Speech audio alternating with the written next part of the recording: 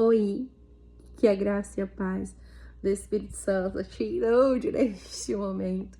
Meu nome é Tatiane, moro no fundo da igreja, onde congrego como missionária. Tava meditando na palavra e já passou da meia-noite. E eu tô aqui para passar uma palavra cujo qual está ardendo em meu coração e, sinceramente, tenho pensado muito sério nessa palavra. E eu queria compartilhar com os irmãos, amém? O que acontece? A palavra qual tá na minha mente é Jonas, o profeta conhecido como um profeta que fugiu de Deus, o profeta fujão. Ele recebeu uma missão do Senhor, e a missão era qual? Pregar o arrependimento ao povo de Nínive, que vivia uma vida totalmente torta, uma vida totalmente distante do Senhor, com muitos erros e muitas falhas. O recado de Jonas era o seguinte: para que o povo se arrependesse, porque o pecado da cidade tinha subido até a Deus, e Deus estava irado e iria acabar com tudo, acabar com a cidade, acabar com o povo, enfim. Jonas, muito que inteligente, achou que podia dar o perdido em Deus, fez o quê? Foi para a direção oposta da onde ele deveria ir. Foi lá, viu o barco, falou assim: não, vou perguntar aqui se eu posso ir para esse canto com esse povo. Subiu na tripulação com o pessoal lá dentro. Foi dar uma descansadinha, porque além dele fugir, ele se sentiu no direito de estar cansado, né? Afinal de contas, o seu chamado era um chamado muito pesado. Foi lá dar uma deitadinha, uma descansadinha. E o Senhor fez o quê? O Senhor achou Jonas. Acredita? Pois é, gente. Deus foi atrás de Jonas. Só que não é de um jeito simples, não, gente. É de um jeito mais complicadinho, vamos dizer assim.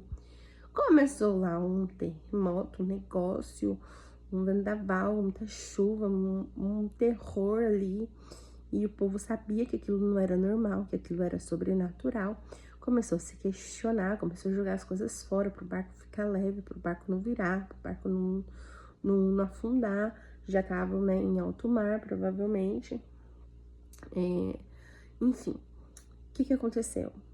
Foram lá, acordaram o Jonas e falou: gente, vocês não tá vendo não que a gente tá morrendo, que a gente, né, que a gente vai afundar? Você não tá vendo não a tempestade que tá lá fora? E aí Jonas, desesperado, sobe e começa a perceber, cai na real, o que ele tinha feito. O que ele estava fazendo era uma coisa muito errada. E pega e fala assim: não, acho que vocês têm que parar de jogar as coisas fora e jogar eu, porque isso aqui tá acontecendo porque eu sou o culpado. E o povo já tava achando ali complicado, né? E o povo já tava achando aquilo ali diferente, já tava questionando. Aí Jonas foi e assumiu o BO e falou: não, isso é culpa minha, me joga aqui no mar, que eu me resolvo com o Senhor e não vai sofrer, ninguém vai morrer, a tempestade vai acabar. E foi isso que aconteceu. Jonas acaba no fundo do oceano, do mar, né? E um peixe vem abocanha ele, um peixe grande, não diz qual é o peixe. E ele fica lá por 3 dias, e no terceiro dia ele conversa com Deus, e Deus manda ele voltar e fazer o que ele tinha para fazer, o que ele tinha que fazer. Deus falou: não, vai lá e faz. Aí é exatamente o que ele faz. Ele é cuspido para fora, né, do peixe. Ele vai lá para Nínive e prega o arrependimento do povo. Jonas, ele é um profeta que tem pouquíssimos capítulos. Ele é um dos profetas menores, não porque ele é baixinho, mas é porque é um livro miúdo, é um livro pequenininho. Porém, ele foi um dos profetas que mais, na verdade, eu acho que ele é o profeta que mais salvou almas, porque toda Nínive se arrependeu. E ele ficou frustrado com Deus, porque por que aquele povo se arrependeu? Eu tava falando para aquele povo que ia ter fogo, eu quero fogo. Gente, que engraçado, né? E Deus, ele é super tranquilo em responder, né? Jonas, e a história acaba meio que sem um final do que aconteceu com Jonas. Só de Jonas mesmo revoltado com aquele povo. E que, bom, né? Que mais de 3.000 almas foram salvas. O povo acreditou mesmo no que Jonas estava falando. O povo provavelmente ouviu dizer o que tinha acontecido com Jonas, né? Então falou, se que o profeta que ia passar o recado, ia morrer lá afogado, eu, né, fico pensando, né? Porque o povo fala, né? A língua é grande. Aí o povo se arrependeu mesmo, rapaz. Eu acho que, sem querer, Jonas acabou evangelizando com a própria vida aquele povo lá. E com a própria vida dele, né? Com o próprio medo dele, ele acabou fazendo com que o povo acreditasse realmente nele. E o povo jejua, o povo troca as vestes, né? A gente sabe que quando a Bíblia diz sobre trocar as vestes, é tirar o que tá sujo, colocar um novo. Eles voltam para Jesus e isso é incrível. Só que o que mais me pega nessa parte do navio do barco é que quando a gente tem um chamado, quando a gente tem um propósito, quando Deus manda a gente fazer alguma coisa e a gente foge, a gente não ouve o que Deus está falando, é como se a gente adormecesse. Eu acho que o Jonas dormindo lá no fundo, descansando, quando a tempestade estava acontecendo, é mais ou menos isso, é a gente cegando os nossos olhos e tapando os nossos olhos, da nossa visão, os nossos ouvidos e as nossas bocas para aquilo que Deus quer que a gente faça.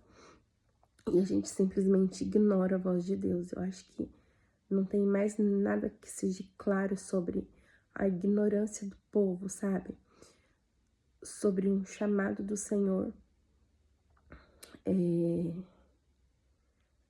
do que a história de Jonas, nessa parte.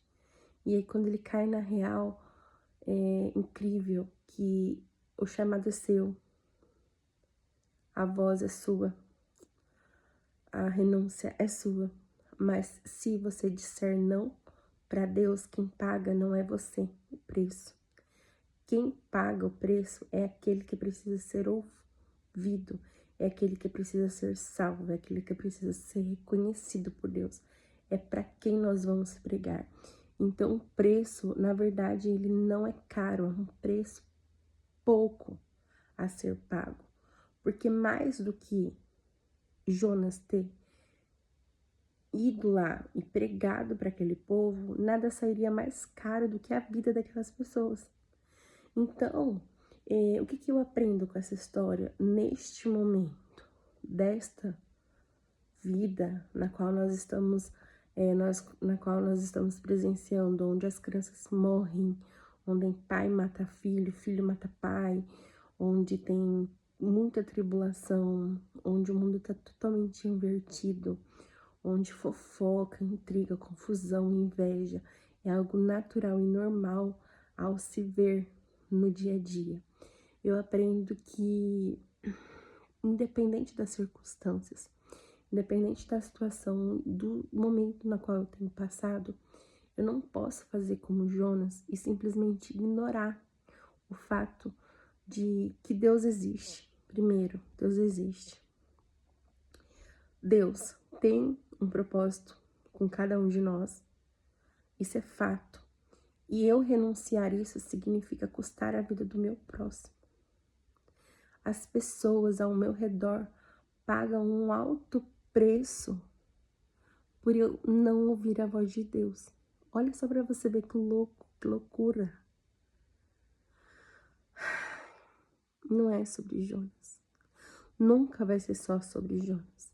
Mas vai ser sobre a renúncia de Jonas, o medo de Jonas, a obediência de Jonas, o chamado de Jonas. É tudo sobre Deus, é tudo para Deus. Nunca é sobre a gente. A nossa dor nunca é grande o suficiente perto da dor daquele que não vai ouvir o nome de Deus, a história de Deus, porque eu não fui capaz de entender o meu chamado e fugir. Fui dormir, descansar, porque é cansativo demais servir ao Senhor. Meu Deus, que loucura, né? Que loucura, essa história é bizarra, mas é linda, é linda, é linda. E aprendendo, tendo direcionamento de tudo isso, eu só posso agradecer ao Senhor por estar aqui, por ter a oportunidade de servir Ele, por Ele não desistir de mim, porque por mais que eu me esconda às vezes, sabe, que por mais que eu descanse às vezes, eu ainda assim não desisti do meu chamado, sabe, eu não desisti do que Deus tem pra mim. E, ai, olha, não desista do seu chamado.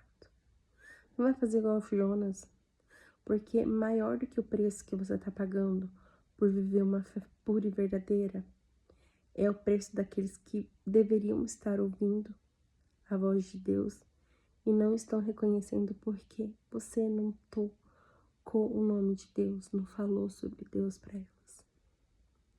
E elas vão acabar morrendo afogadas nos próprios erros, nas próprias falhas, simplesmente porque você fugiu, porque você se escondeu. Não é fácil, irmãos. Mas mais difícil é para aquele que não tem a oportunidade. E nós temos a oportunidade. Nós temos a oportunidade de falar com o Pai. É lindo. É lindo. Ai, como eu amo Deus. Fica com essa palavra, irmãos. Fica com essa palavra, igreja.